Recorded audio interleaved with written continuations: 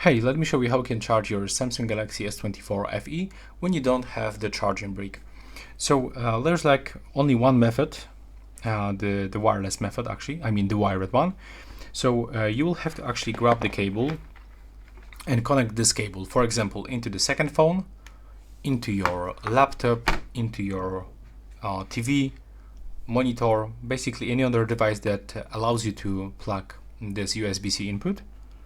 And then second end you will have to plug into your S24 FE. And as you can see right now, you will actually start charging your device. So basically you will have to connect the cable to any other device with USB-C port and the power supply. So that's how you can actually do this. Of course, you can recharge this phone by using the wireless charger.